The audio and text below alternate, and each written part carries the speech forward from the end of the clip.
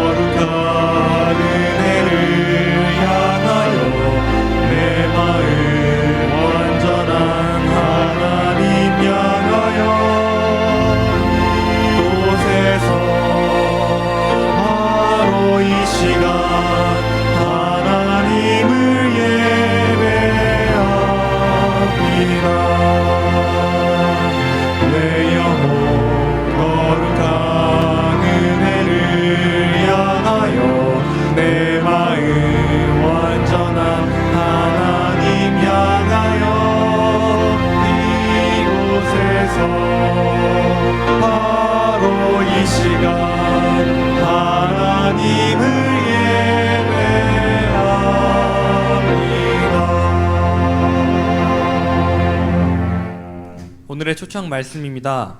주여, 주는 대대에 우리의 거처가 되셨나이다. 여러분들을 하나님의 거룩한 예배로 초청합니다.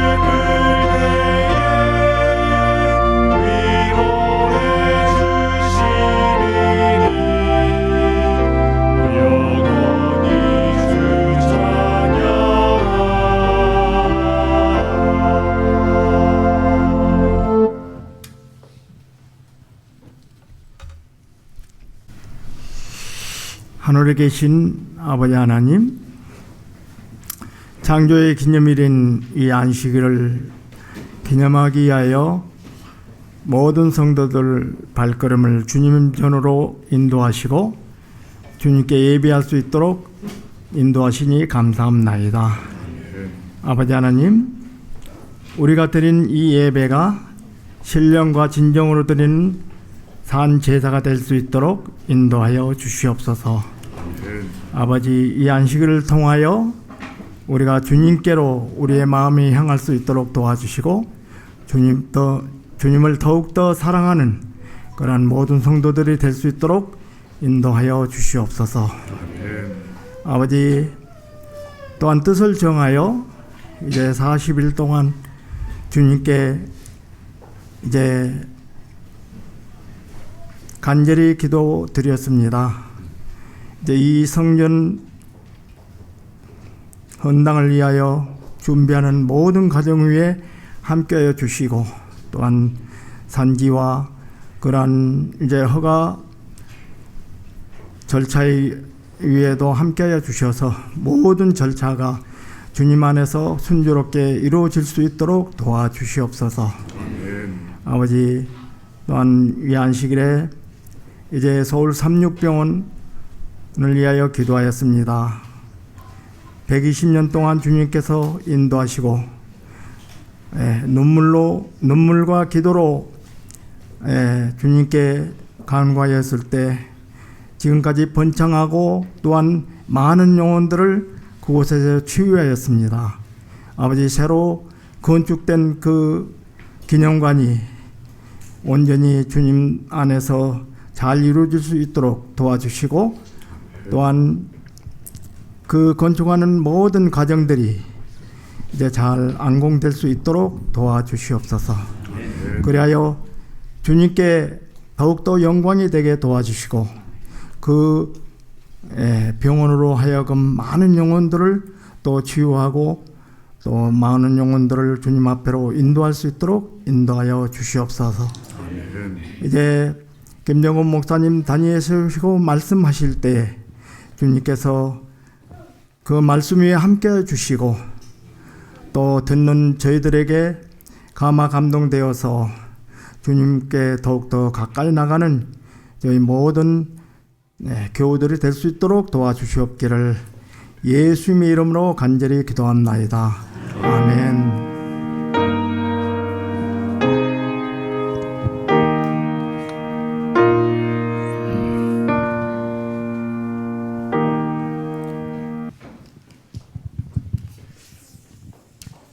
네, 오늘 40일 기도 프로젝트를 마치면서 우리 교회를 위해서 오랜 시간 기도해 주신 목사님을 모시게 되었습니다. 우리 김정은 목사님은 제가 고등학교 3학년 때부터 개인적으로 목사님의 말씀을 나눠주실 때 그 말씀을 받아 먹으면서 위로도 받고 함께 성장할 수 있는 기회를 제공해 주신, 말씀을 나눠주시는 목사님이셨고요. 최근에 이제 올해 동중한 앞에 합회장으로 선택을 받으시면서 첫 부임 설교를 하시는데 이런 말씀을 하셨습니다. 거기 교회 지도자들과 목회자들이 있는 곳에서 말씀하시기를, 여러분과 여러분의 교회를 위해서 기도하겠다라고 하는 말씀하셨습니다.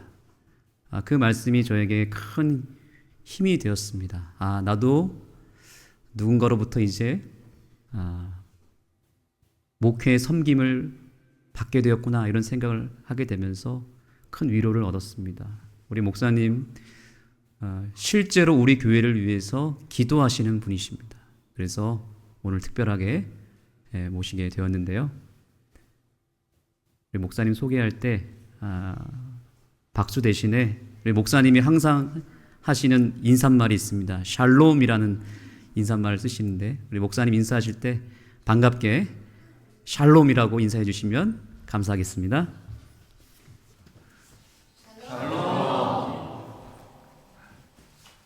네, 오늘 특별 찬양은 우리 소담소담 소그룹에서 해주시고 목사님의 말씀이 있겠습니다.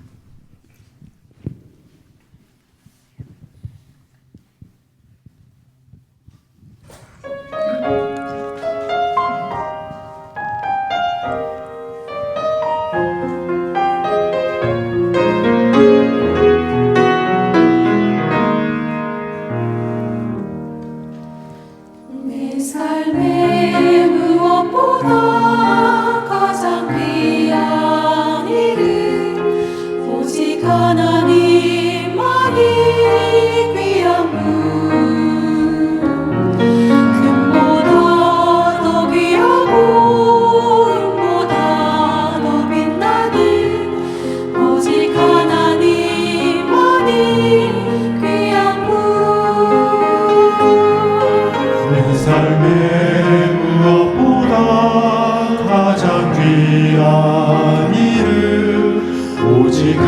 하나님만이 귀한 분 은보다 더 귀하고 은보다 더 빛나는 오직 하나님만이 귀한 분 오 세상 살다 보니 잊혀져가네 하나님 나의 하나님 오 이제는 나보다 하나님을 사랑하며 살리라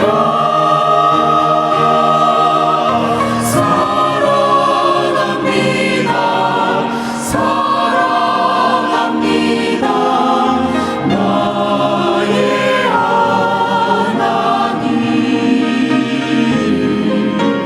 세상 그 무엇보다 더욱 사랑합니다 오 나의 하나님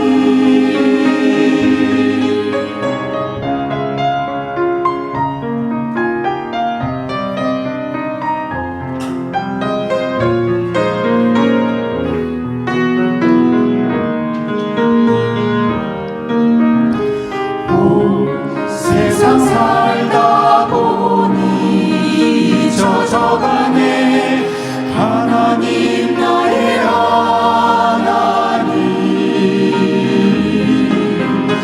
오 이제는 나보다 하나님을 사랑하며 살리라 사랑합니다 사랑합니다 나의 하나님 세상 그 무엇보다 더욱 사랑합니다 오 나의 하나님 오 나의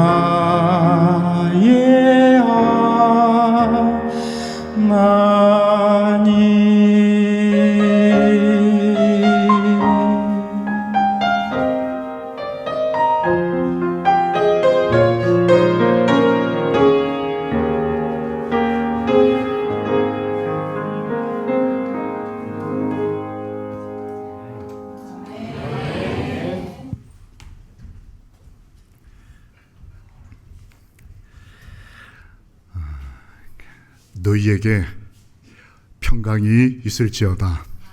아멘.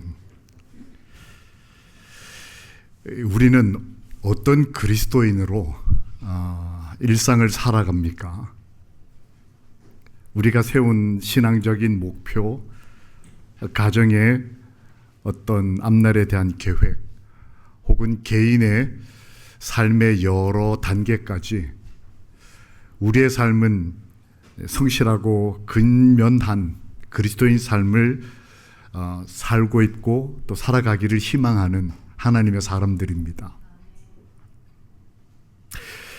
하나님께서 보실 때 우리는 어떤 사람일까요?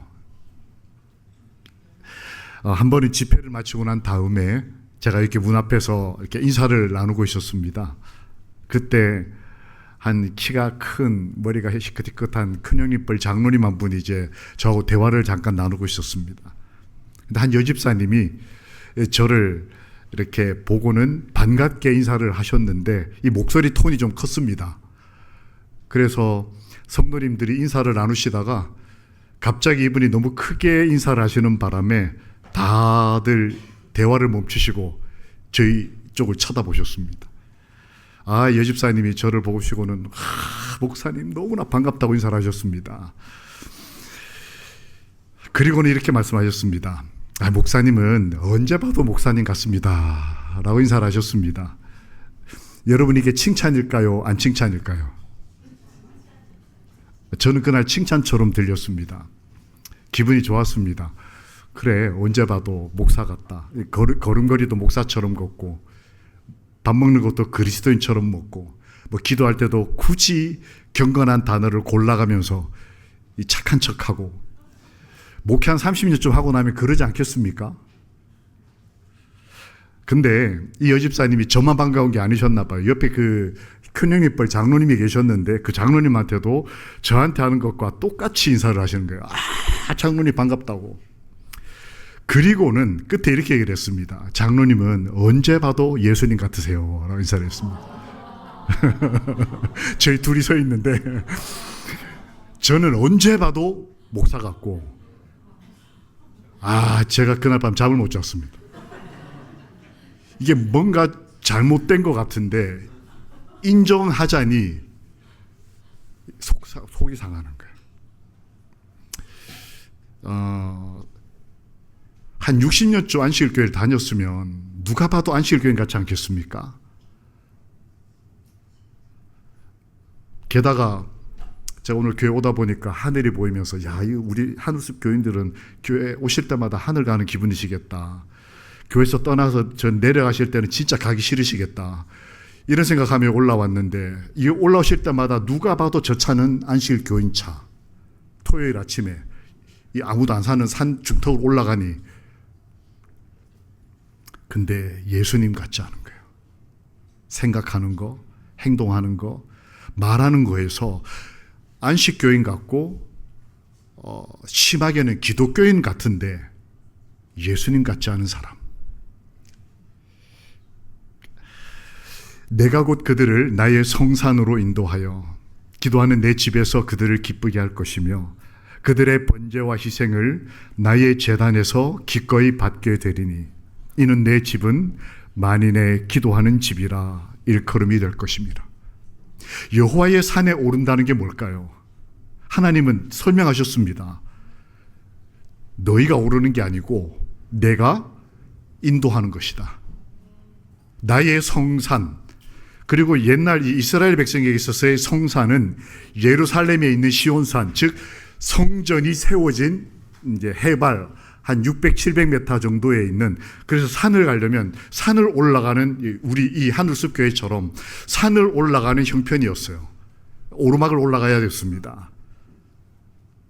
여호와의 산에 오른다.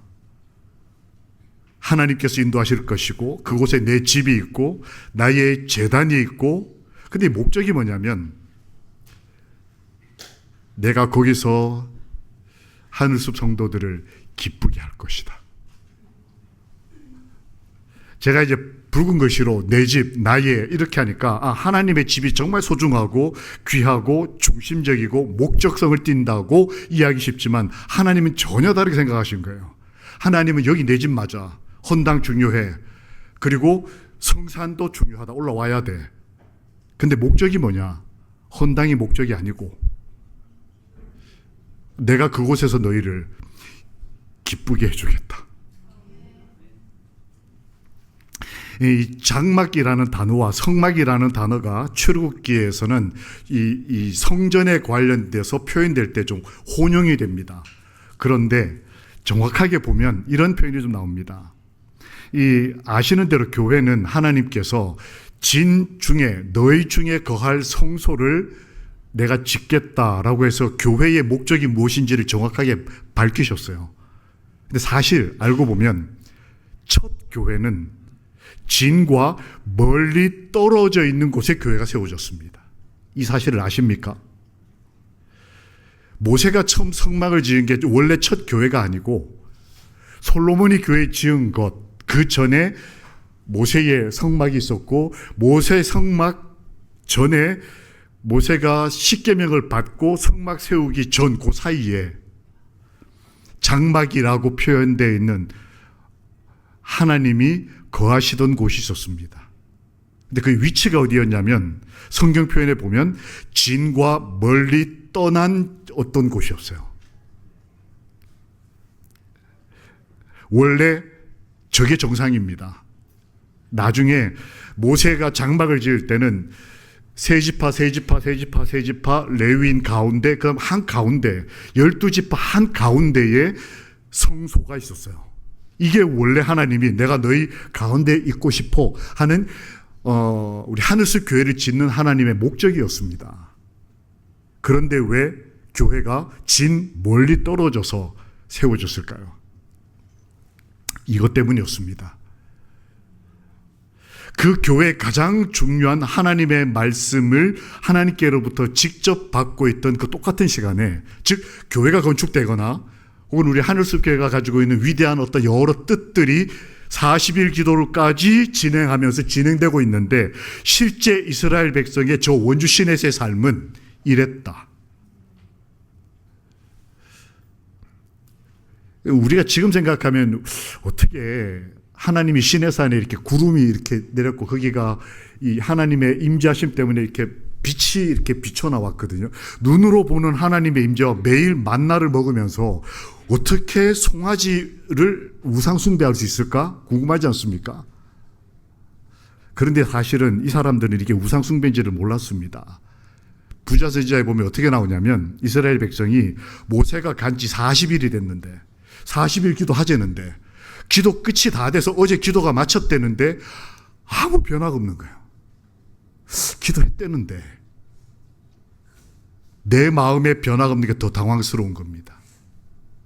그때 어떤 사람이 경건한 척 아론에게, 목사님에게 얘기합니다. 목사님, 우리를 인도한 자는 지금 어떻게 된지 모르겠다. 모세가 지금 안 내려오고 있으니까요. 그러니까 우리를 애굽에서 인도하여 낸 신을 우리 눈에 보이게 만들어 달라고 요청해요. 소를 만들어 달라고 한 게 아니고 여호와를 눈에 보이게 해주세요라고 요구를 한 것입니다. 그때 아론이 실수를 합니다. 습관적으로 행동해요. 하나님이 십계명에서 모양을 만들지 말라 했는데 그 모양 만들지 말라는 게 아직 전달되기 전, 아론은 기별을 전달받지 못했거나 알지 못한 가운데서 이러면 안 된다는 강력한 경고를 하나님께로부터 받았다고 기록이 되어 있어요. 그럼에도 불구하고 그는 습관적으로 애굽에서 하던 대로 뭘 만들어서 이게 하나님이다라고 가르쳤습니다. 그리고 출애굽할 때 가지고 나왔던 금은 모화, 왜 기억나십니까? 너희 주인들한테 이때까지 고생한 거를 돈으로 이렇게 해서 내놓으라면 10장이 지나가면서 워낙 마음이 약해졌기 때문에 다 줄 거야. 그는 원래 가져온 목적이 성전을 짓는데 헌신하기 위해서였던 것이 나중에 밝혀집니다. 근데 그 전까지는 이 무거운 걸 우리가 왜 들고 다니는지 이해를 못했어요. 나한테 돈이 왜 이렇게 있는 거지? 먹고 사는 것 이상해. 왜냐하면 만나가 매일 내렸고 신발이 떨어지지 않고 옷이 헤어지지 않는 일상의 삶을 하나님의 은혜로 살고 있었기 때문에 잉여 재정에 대해서 이 사람들이 쓰는 법을 잘 몰랐습니다. 계속 노예로 월급쟁이로 살았으니까. 그런데 갑자기 이거 하자 이래놓고 돈 내라니까 성전을 짓는 데 썼어야 될 돈을 이 일에 투자를 합니다. 그래서 이 일 때문에 하나님께서 교회를 지을 때에 원래 교회의 목적은 우리 삶의 중심에 오는 것이었어요. 그런데 우리 삶과 별도로 6일 동안은 아무 신앙하고 상관없이 어떻게 정확하게 말하면 안식교인처럼 살다가 예수님처럼 하는 게 아니고 교회 올 때만 내 진과 멀리 떨어진 어딘가로 갈 때만 내가 정신 차리고 회개하고, 이스라엘이 그랬던 겁니다. 거룩한 일이 일어남과 동시에 거룩하지 않은 일이 섞여 있을 때 하나님께서는 성소를 진에서부터 멀리 떨어져서 둘 수밖에 없는 상황이 됐습니다. 그러면 어떻게 하면 좋을까요? 하나님이 교회는 저기다 지어라 하셨고 내가 마음대로 옮겨올 수도 없고 어떻게 하면 좋을까요? 이런 사람들이 등장합니다. 진 밖에 성막이 세워지고 다시 그것이 진 가운데로 들어오기까지 그 사이에 대부분의 사람들이 망가지고 도덕적 표준이 낮춰지고 자기 습관대로 신앙조차 하고 있던 그 시기에 그러지 않았던 사람들이 있었다고 성경이 기록을 하고 있어요. 첫 번째 사람, 성경에 헌신이라는 단어를 검색해 보면 제일 먼저 등장하는 곳이 바로 출애굽기 32장입니다. 이 곳이 어디냐면 아까 말한 우상 숭배하는 일이 벌어졌을 때에 그 일을 수습하는 과정에서 그 일에 동참하지 않고 묻혀 있었던, 유명하지 않는, 그러나 하나님이 필요합니다 했을 때 등장하는 사람들이 있었어요. 그들이 레위인이었습니다. 지금 우리는 레위인 하면 성소에 봉사하는 사람들로 알고 있지만 이때까지는 레위인들은 아무것도 아닌 사람들이에요. 그냥 12지파 중에 하나였습니다. 그런데 그 마음에 하나님을 향한 마음이 구별된 사람들이었어요. 그 대부분의 사람들이 선택하는 우상 숭배를 선택하지 않고 생명의 위협을 느끼면서 너네가 뭐 그렇게 잘났다고 특별하게 그렇게 행동해? 라는 살해 위협까지 받는 기록들이 부조선지에 나와 있습니다. 11지파가 다 망가지는데 요 사람들만 요렇게 행동하니까 왕따 비슷하게 그렇게 몰렸어요. 근데 하나님은 그들을 통해서 죄의 문제를 해결하고 그들이 헌신했다라고 기록합니다. 그리고 그 사람들에게 교회를 맡기셔요. 두 번째 등장하는 사람은 레위인은 신학교육을, 요즘 말로 하면 신학교육을 받은 전도사님, 목사님, 장로님, 안수받은 장로님, 집사님이라면 이때까지 한 번도 등장하지 않았던 이상한 사람들이 등장합니다. 당시 노예 중에서도 상노예, 기술직에 일하던 사람들, 브사렐과 오홀리압입니다.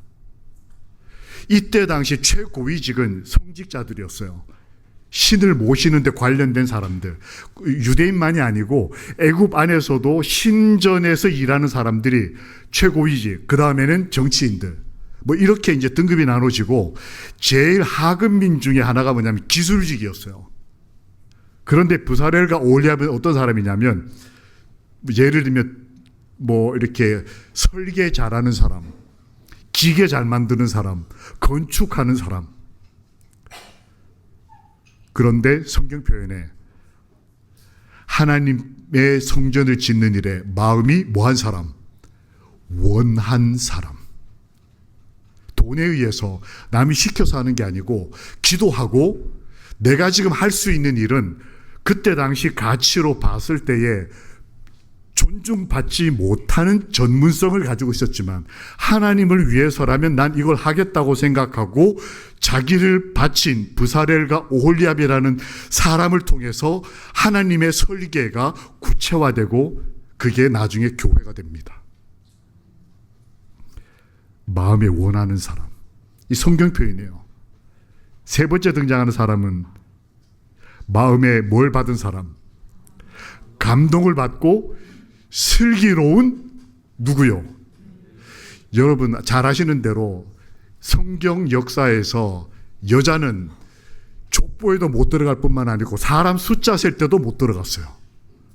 게다가 출애굽기에서 보면 사람 숫자 셀 때 60만 몇천 명 할 때 그 60만에는 어린 남자애와 노인 다 빠지고 여자들 다 빠지고, 그런데 많은 이제 여성 운동가들이 그래서 성경을 싫어합니다.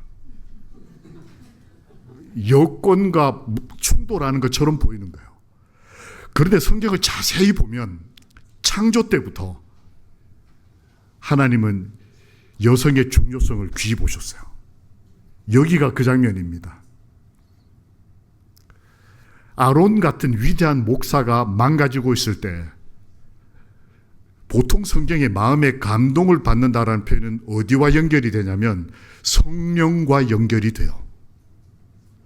하나님께 감동을 받은 목사가 아니고 하나님께 감동을 받은 기술력 있고 재력 갖춘 브사렐이 아니고 하나님께 감동받은 데다가 슬기로운 여인들.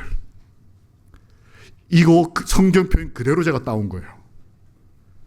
지금부터 3,500년, 4,000년 전에 하나님이 우리 사람들의 삶을 보실 때 어떤 여인들, 성경에서 숫자조차도 카운트되지 않는 그 영혼의 마음이 하나님의 감동으로 떨리고 있다는 것을 하나님은 보시는 겁니다.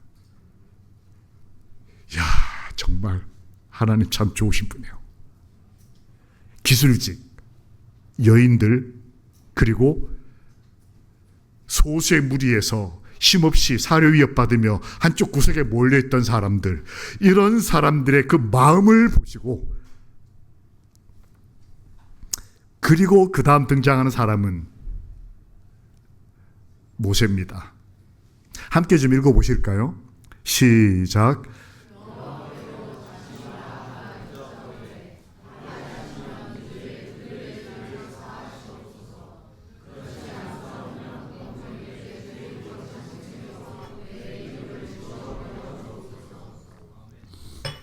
이 위대한 기도가 언제 드려졌느냐? 이 출애굽기 32장 사건에 기록된 기록입니다.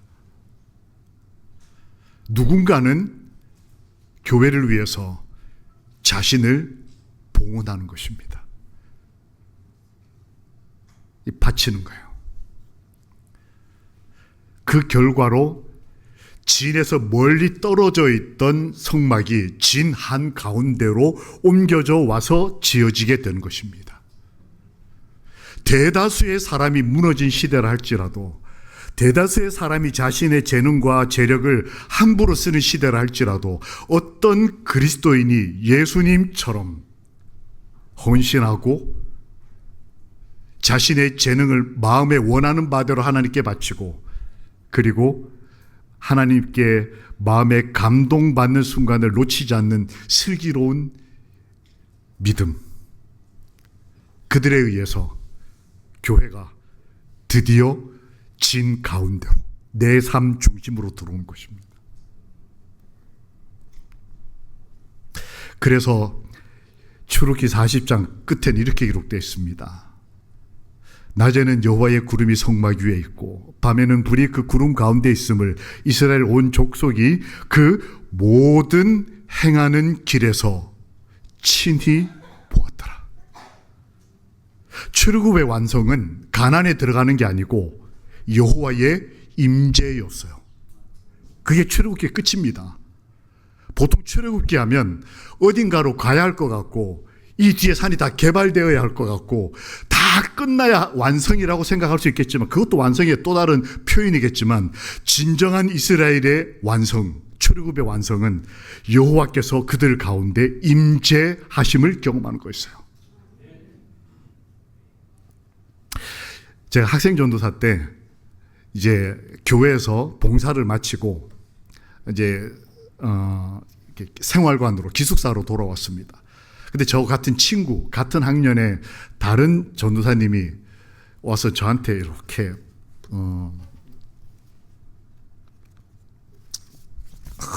이렇게 봉투 하나를 이렇게 흔드는 겁니다. 이거 제가 오늘 감사한 건 봉투입니다. 흔들더니 돈을 다 꺼내는데 수표가 하나 나오는 거예요. 100만 원. 이게 뭐냐 그랬더니, 우리 교회 장로님이 나를 이렇게 부르시더니, 너 정말 우리 교회 와줘서 고맙다. 우리 학생들을 위해서 봉사해줘서 고마워 하더니 이거 용돈이 하고 주셨대요. 그때 저희 한 학기 등록금이 86만 원이었거든요. 근데 장로님 한 분이 100만 원을 주신 거예요. 그거를 저한테 흔들면서 자랑을 하는 겁니다. 제가 기분이 좋았을까요? 여러분, 그 하나님의 은혜도 비교가 되면 자존심도 상하고 열도 받고, 왜 우리 교회 장로님은 난 안 주지 뭐, 새가 이렇게 막.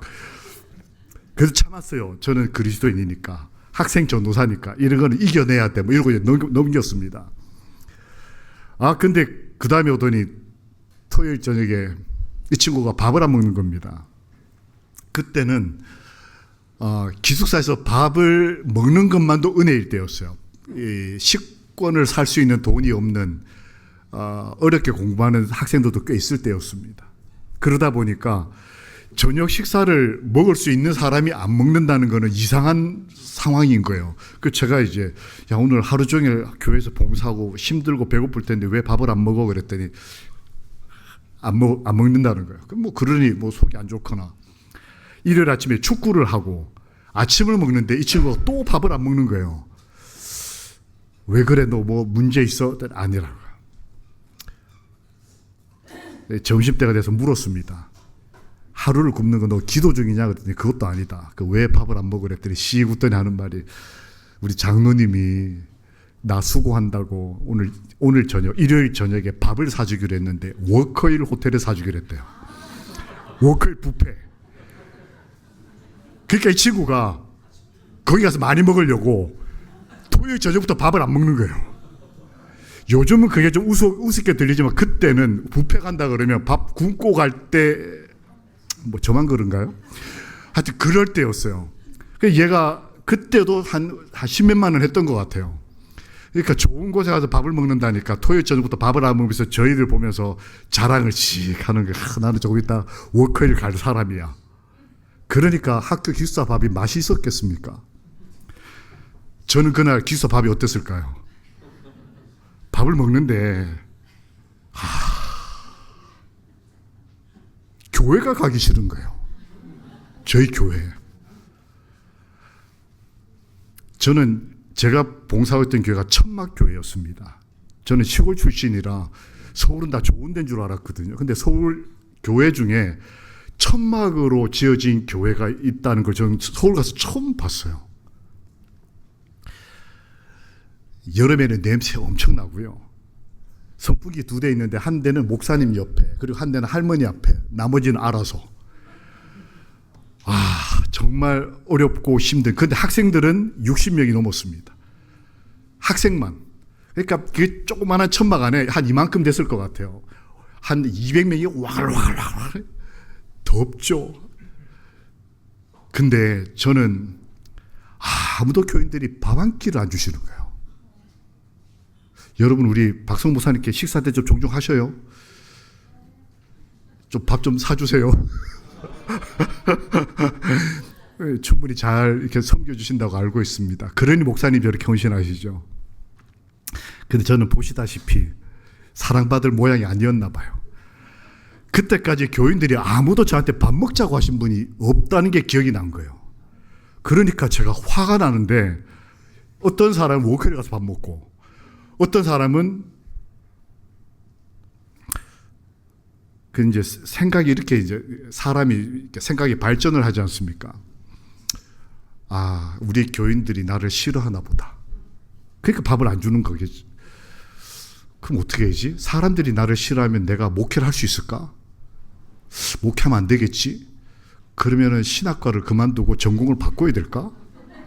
생각이 계속 가더니 결국에는 제가 불과 며칠 만에 마지막 안식일을 앞두고 한 2주 동안 밥을 못 먹고 금식 기도가 아니고 굶다가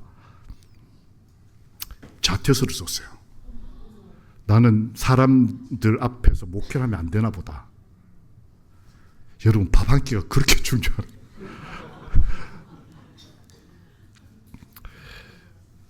그리고 이제 마지막 안식일이 됐습니다.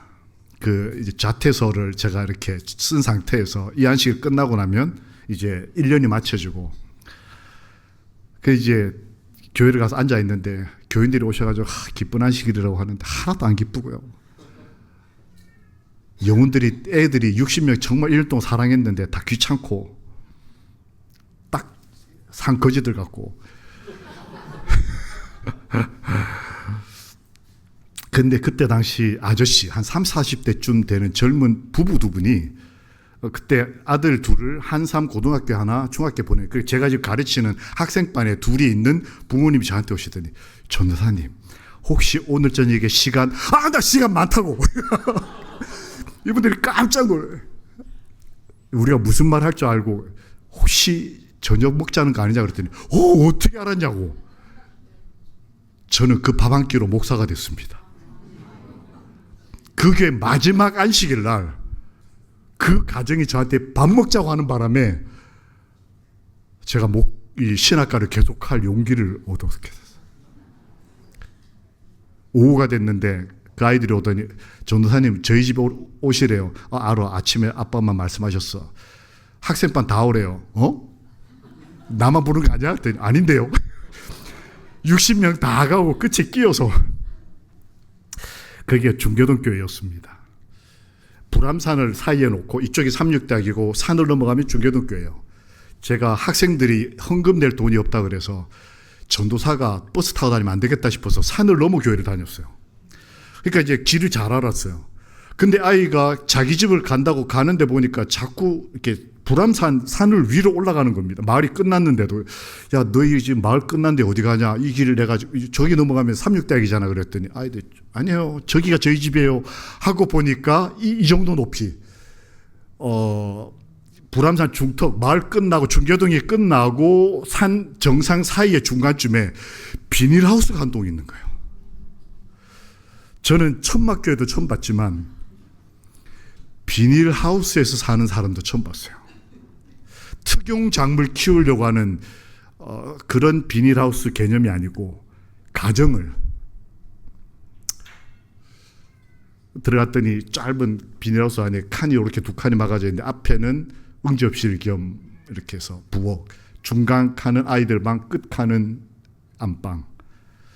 거기에 60명이 꽉 들어갔습니다. 저를 이분들이 그 아빠 엄마가 데리고는 통과하더니 제일 끝에 가서 앉혀놓고 주의 종인이 여기가 지성소입니다. 저 혼자 앉혀놨어요. 거기도. 그리고 독상을 주셨습니다. 그리고 일품 요리를 주셨어요.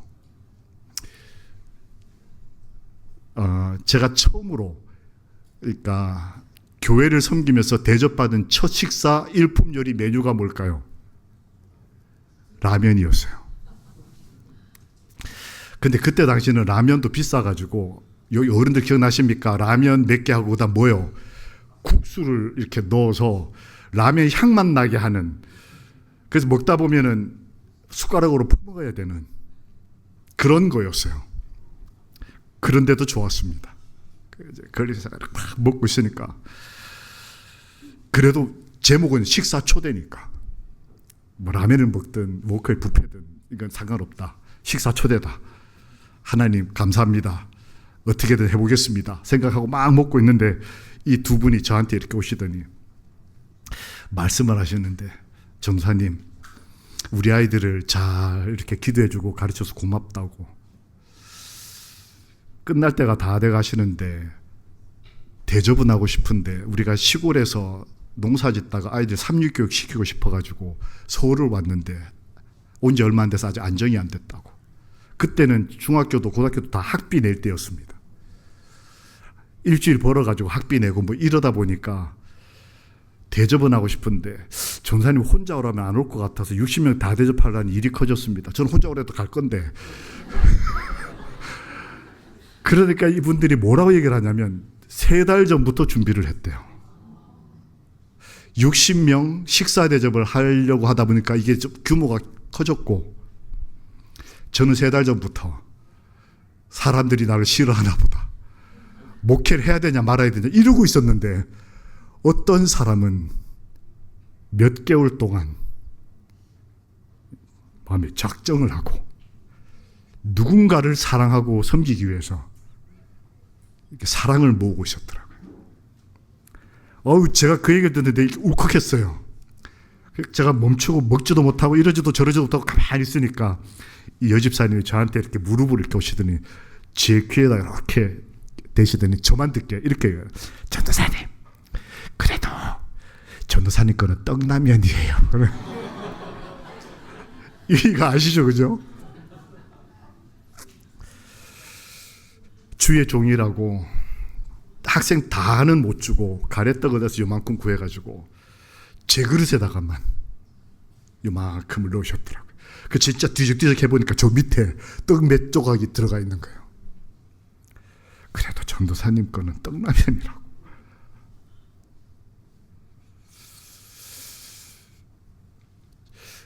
저는 그곳이 성전이었습니다. 그 이후에 좋은 음식을 많이 먹어봤지만 지금도 마음이 교만해지고 맛있는 게 먹고 싶고 어디 좋은 데 가고 싶고 하면 이때를 생각합니다. 어떤 그리스도인에게는 떡라면이 가지고 있는 깊은 헌신이 있어요. 그게 서로 간에 이해되고 나눠질 때 그곳이 교회예요.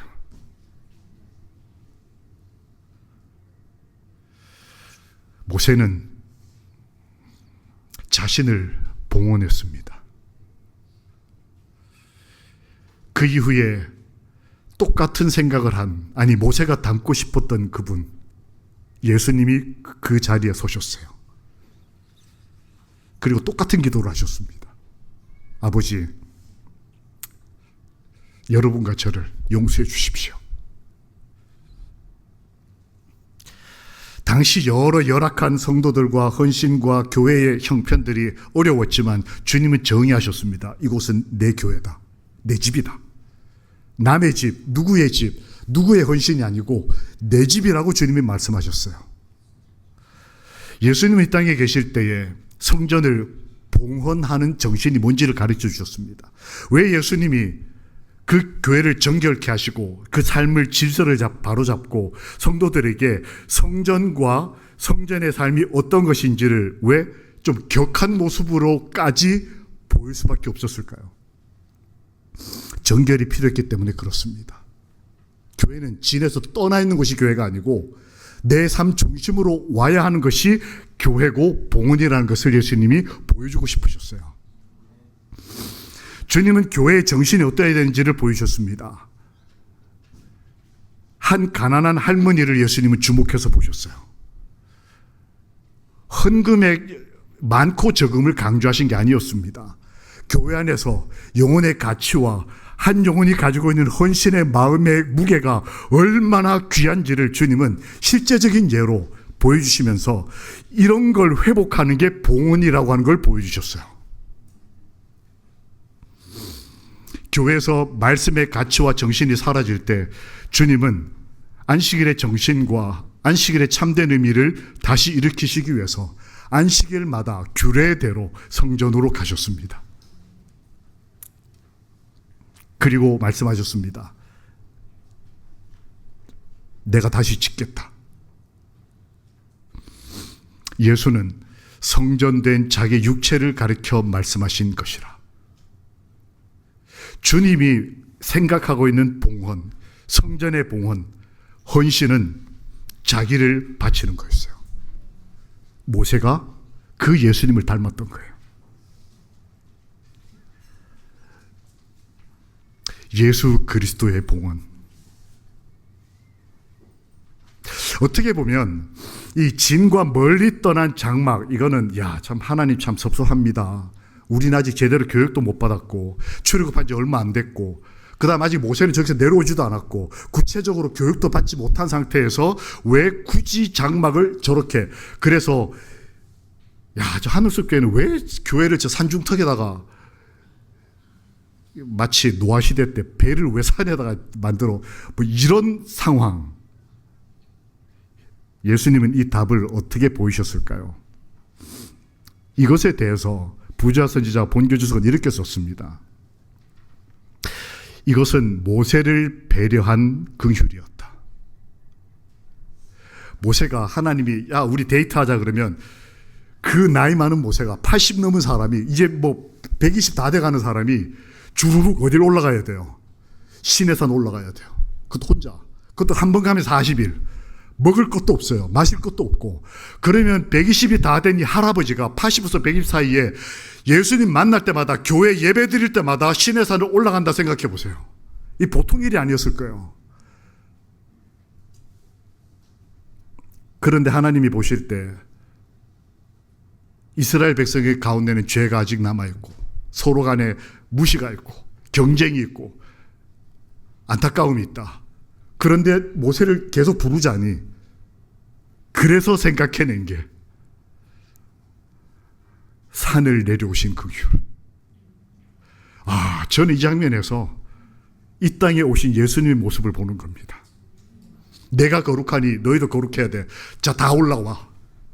이게 아니었어요. 어떤 사람은 올라가지 못하니까, 모세가 나이가 점점 들어가니까 하나님께서 내려오셨어요. 또 다른 하나, 모세가 산에 가 있는 동안에 우상 숭배에 빠진 백성을 보고 하나님께서는 이 사람들에게 누군가가 도움을 주고 지켜주고 이 사람들에게 보호를 해줄 지도자가 필요하겠구나 생각을 해서 모세의 동선을 최소화함으로 정작 사실상 이스라엘 백성을 보호하고 도와주는 배려였어요. 교회를 지으려면 할 수 없이 모세와 교통을 해야 되는데 모세가 40일씩 진영을 비우니까 문제가 이렇게 벌어지니까 그러지 않도록 백성들을 배려해서 이걸 본교주석은 이렇게 썼습니다. 종종 하나님께서 우리를 떠나시는 것처럼 보일 때가 있다. 그것은 떠나시는 은혜이다. 우리를 떠나시는 게 아니고 하나님이 우리 가운데 있을 때 벌어질 죄와 하나님의 의 사이의 충돌로 벌어질 수 있는 우리의 아픔과 고통을 하나님이 헤아리시고 하나님이 슬쩍 한 발 뒤로 물러서 주시는, 그러나 멀리 가지 않으시는, 떠나시는 은혜와 임재하시는 은혜 사이에 뭐가 있었다? 교회가 있었습니다. 우리가 종종 이 예배가 마치고 교회를 떠날지라도 하나님의 은혜가 우리와 함께 하실 것을 인하여 기뻐하는 하나님 사람들이 되시기를 예수님 이름으로 기도합니다. 더하여 이곳에서만 하나님이 임재하시는 것이 아니고 내가 살아가는 내 직장과 내 가정에도, 내 아이의 심장에도 하나님의 은혜가 임재해 주시기를 자신을 봉헌함으로 기도하는 하나님의 사람들이 되시기를 우리 기도를 들으시는 예수님 이름으로 기도합니다. 아멘. 예수님의 성전 봉헌 목적이 있었습니다. 여러분, 여기 봉헌, 헌당 프로젝트 왜 헌당하려고 하십니까? 목적이 있어야 되지 않겠습니까? 하나님은 어떤 목적으로 성전을 봉헌하시고 헌당하셨을까요? 이렇게 말씀을 찾아보니까 목적이 나오더라고요. 하나님은 자신을 바쳐서라도 성소가 되신 이유는 신명기서에 이렇게 모세가 이해하고 썼습니다. 우리가 항상 행복을 누리게 하기 위하심이었다. 우리를 성산으로 인도하신 이유는 우리를 그곳에서 기쁘게 하기 위하여, 항상 행복을 누리게 하기 위하여. 야, 하나님은 자신을 헌당하셨습니다. 봉헌하셨어요. 자신의 몸된 성전을 바치셨습니다. 이 사진은 한국 역사에서 슬픈 사진 중에 하나입니다. 소록도에 있는 숫한장이라고 하는 광장이에요. 이 소록도는 아시는 대로 나환자, 한센병, 진성, 전염이 되는 진성 환자들의 수용소입니다. 그런데 그 중에 어떤 산모들은 아기를 출산할 때 아기들이 건강하게 태어난 아기들이 종종 있습니다. 기적처럼. 그러면 건강한 사람들 육지에서 이렇게 격리된 소록도지만 그 안에서 건강한 애들은 다시 격리가 돼요. 아빠 엄마는 한센병이지만 문둥병자지만 자식은 건강하니까 떼어놓습니다. 그런데 부모니까 멀리는 못 보내고 입양도 못 보내고 살아있으니까 부모가 그냥 그 소록도 안에 어디 다른 데서 이렇게 격리해가지고 건강한 애들끼리만 사는데 엄마 아빠가 얼마나 보고 싶겠어요. 일주일에 한 번 이게 지금 면회하는 사진이에요. 여러분 보실 때 왼쪽은 건강한 자녀들, 오른쪽은 환자 아빠 엄마들. 야, 일주일에 한 번 저렇게 만나는 거예요. 근데 제가 이 사진을 보고 참 슬펐던 게 뭐냐면 저 가운데 38선이 없어요. 그런데 아무도 넘어가지 않습니다. 애들이 교육을 받았겠죠. 저기 넘어가면 나는 죽는다. 아무리 저기 있는 사람이 아빠고 엄마고 해도 내가 저기 넘어가는 순간, 나를 저쪽 지역에다가 넣는 순간, 봉헌하는 순간 나는 죽는다라고 교육받기 때문에 이 어린 철부지 애들도 절대로 저 선을 넘어가지 않아요. 그런데 이 사진을 보면서 제가 깊이 감동했던 모습이 있습니다. 누구요? 아버지 어머니들. 이 아버지 어머니들은 누가 교육하지 않아도 넘어가지 않습니다. 왜요? 내가 넘어가면 누가 죽는다? 내 새끼가 죽는다. 아이들은 자기가 살려고 안 넘어가지만 부모들은 새끼 살리려고 안 넘어가는 거예요. 안고 싶고 보고 싶고 내 아이고. 그렇지만 저 엄마들, 대부분 엄마들이에요. 내가 여기를 한 걸음만 해서 넘어가면, 그런데 이 장면이 이 엄마들의 삶의 의지와 목표가 되는 거예요. 문둥병에 걸려서도 내가 닭을 키우고 계란을 팔고 이렇게 양말 같은 걸 만들고 이렇게 해서라도 약값을 벌고 내가 살아남아야 되는 이유는 일주일에 한 번씩 내 아이들한테 용돈을 주고 아이들이 살아야 될 이유를 알려주고 이렇게 해야 되기 때문에 내가 살기 위해서 하는 게 아니고 사랑하는 사람을 살리기 위해서 자신을 바치는,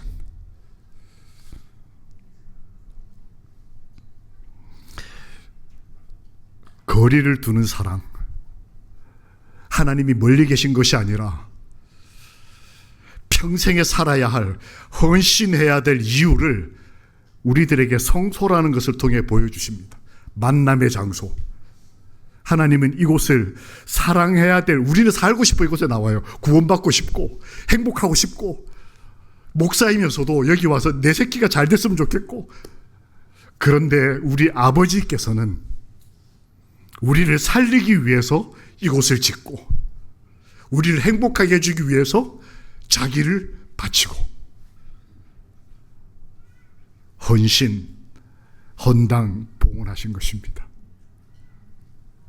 성소는 거리를 두는 구별된 땅이라기보단 우리를 살리기 위한 하나님의 헌신인 것입니다.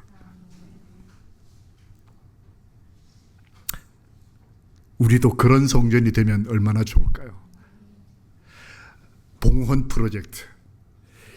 건물과 이 대지가 하나님께 바쳐짐과 동시에 우리와 우리 가정도 같은 뜻과 같은 정신과 같은 믿음과 같은 사랑으로 하나님께 구별되고 바쳐지고 성화될 수 있다면, 우리 기도를 같이 좀 읽어보실까요? 아랫부분 시작. 우리의 삶이 주님께서 거하시는 성전이 되게 하옵소서. 우리가 교회 되게 하옵소서. 하나님의 형상이 회복되게 하옵소서.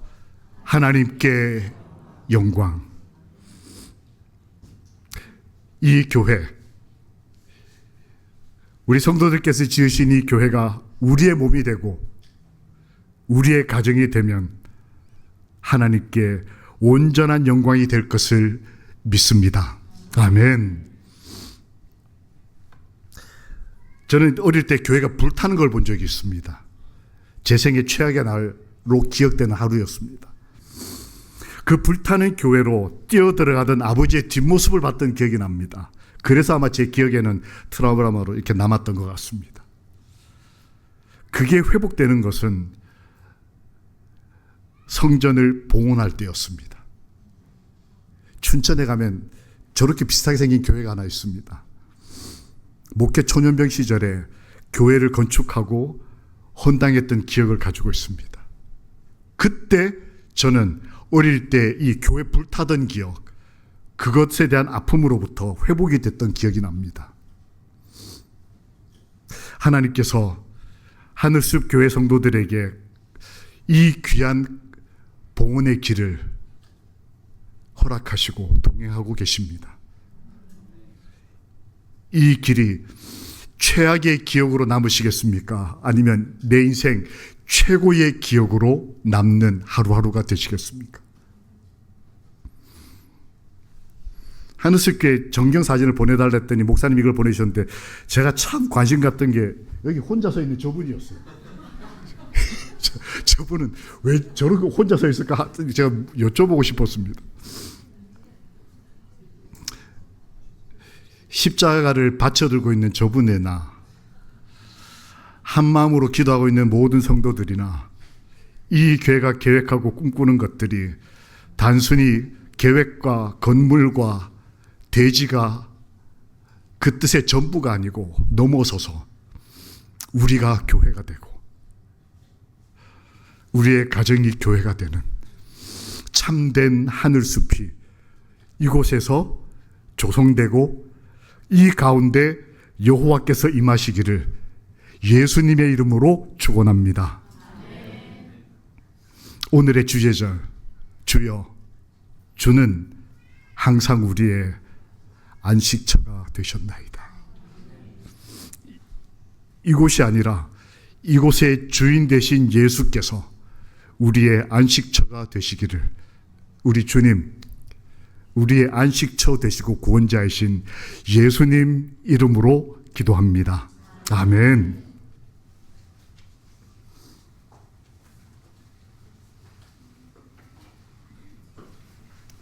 네, 이제 말씀을 생각하시면서 우리의 마음과 또 준비한 헌물을 하나님께 헌당하여 봉헌하여 드리는 시간을 갖겠습니다.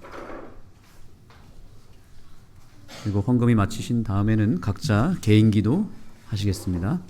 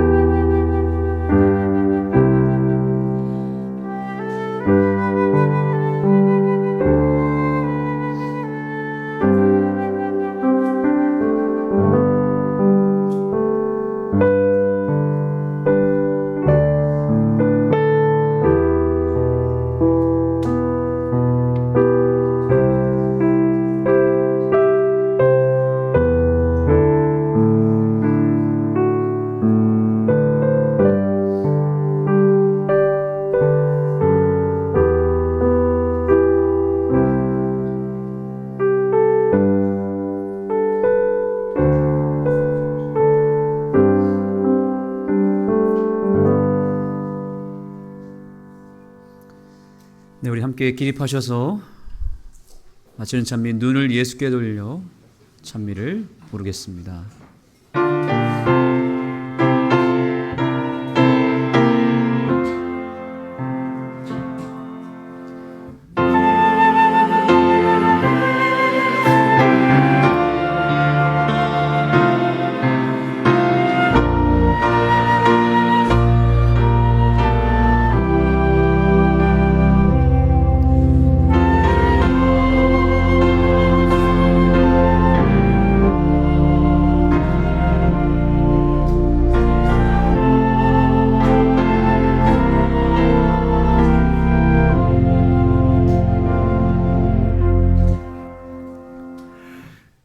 참 좋으신 우리 아버지 하나님, 저희와 저희 사랑하는 자녀들과 이 교회와 헌물까지 기억하여 주시옵소서. 예수, 참 좋으신 예수님 이름으로 믿고 기도합니다. 아멘.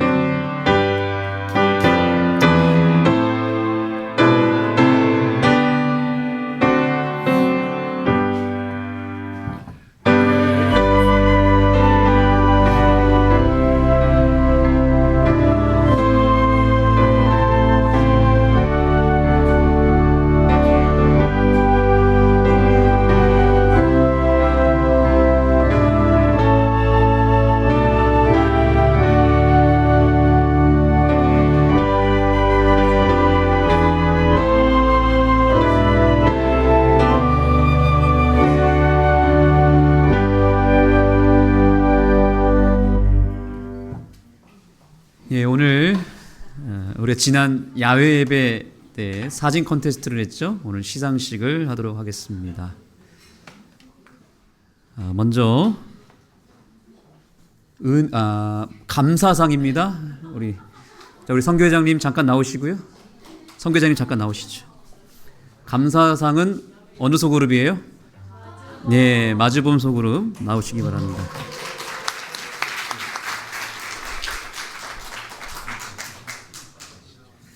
선물은 우리 나에소에서 준비한 3만 원짜리 상품권입니다.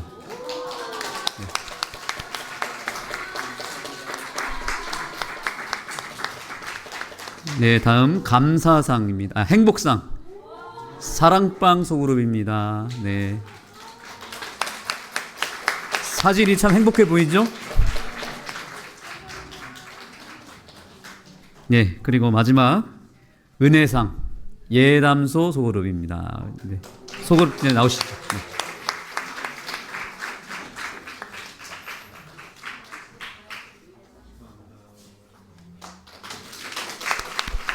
네, 감사합니다.